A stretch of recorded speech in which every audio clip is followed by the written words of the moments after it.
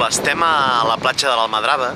Això que veieu aquí és Vandellòs 2 i diguem que portem molts anys intentant que aquest país, Catalunya, no sigui el país més nuclearitzat d'Europa. L'any 2004, aquí mateix, a l'agost del 2004, es va produir un incident gairebé tan greu com l'incident que es va produir a Vandellòs 1 l'any 89. Els trens de refrigeració, que havien, en cas d'emergència, d'intentar refredar el nucli, estaven oxidats. Durant 6 mesos, la central nuclear de Vandellòs 2 va estar funcionant amb les condicions degradades. I va ser la gent de Greenpeace, la gent d'Iniciativa, jo mateix al Congrés, qui ho vam haver de denunciar. Hem estat nosaltres que hem plantejat una proposta de reforma del Consell de Seguretat Nuclear per garantir que hi hagi transparència, per fer que els posin rectes aquesta gent que incompleix la normativa i per, sobretot, garantir que això de l'energia nuclear sobretot es funcioni amb seguretat i que es primi la seguretat per davant del negoci. Les properes eleccions generals volem aconseguir que tinguem un escenari sense energia nuclear. I per això hem plantat un pla per tancar les nuclears, perquè quan portin 30 anys funcionant, les puguem tancar. Què volem?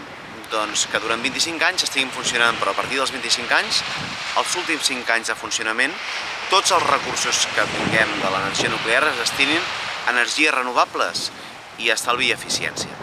D'aquesta manera tindrem una alternativa a les centrals nuclears, tindrem una alternativa social i econòmica per les zones on estan les centrals nuclears i podrem permetre'ns que a finals del 2018 al 2019 no estiguem amb l'aigua al coll necessitant de les centrals, amb centrals nuclears degradades i obsoletes, sense tenir una alternativa real i efectiva i estan obligats a que aquestes centrals nuclears continuïn funcionant. L'energia nuclear contamina i contamina molt.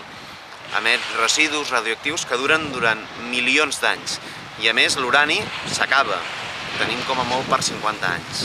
Davant dels que ens intenten aixecar la camisa i intenten fer negoci amb l'energia nuclear, pagant tots la gestió dels residus per enriquir-se només ells, jo crec que cal que diguem d'una vegada per totes que no, que davant del repte del canvi climàtic el que hem de fer és estalvi i eficiència, l'impuls de les energies renovables i, per descomptat, tancar aquesta tecnologia tan obsoleta, una tecnologia que permet que generin residus perillosíssims durant milions d'anys i que ens facin solidaris amb nosaltres mateixos, però especialment amb les generacions futures.